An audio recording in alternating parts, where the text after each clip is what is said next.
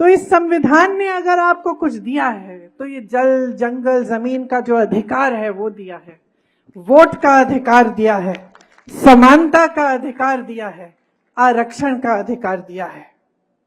अब आप जानते ही हैं, आपने देखा होगा कि भाजपा के कई नेता, कई मंत्री, कई जो चुनाव के उम्मीदवार हैं, जगह जगह में जाकर कह रहे हैं कि वो संविधान को बदलना चाहते हैं। देखा है आपने, सुना है, टीवी पे देखा।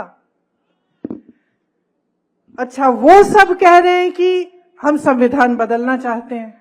मोदी जी जब मंच पे आते हैं तो कहते हैं कि ऐसी कोई बात नहीं है।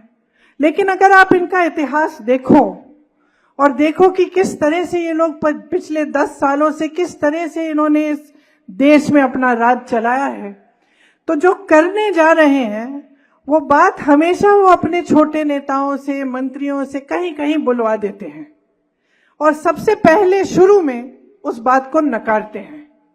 तो शुरू में क्या कहते हैं कि चलो एक उम्मीदवार से कहलवा दिया, एक मंत्री से कहलवा दिया, किसी और से कहलवा दिया और हम मना करेंगे कि भाई हम ऐसा नहीं करने जाएंगे। जैसे ही सत्ता फिर वापस आती है तो वही चीज करते हैं जिसको इन्होंने नकारा था। तो ये इनका एक पुराना सिलसिला, एक पुराना तरीका है। आज हमने देखा कि कितनी खतरनाक चीज कह रहे हैं कि इनके लोग कह रहे हैं कि संविधान को बदलेंगे।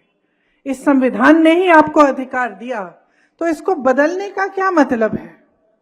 इसको बदलने का एक ही मतलब है बहनों और भाइयों, कि ये लोकतंत्र को और भी दुर्बल बनाना चाहते हैं, कि इस देश की जनता को दुर्बल बनाना चाहते हैं।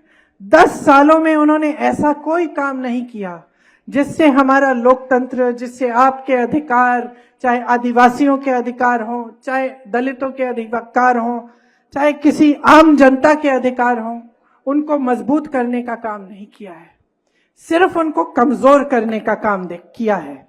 और जितने भी ऐसे संस्थान हैं जो लोकतंत्र को बचाते हैं, जो आपको बचाते हैं, आपके अधिकारों को बचाते हैं, उनको कमजोर किया है।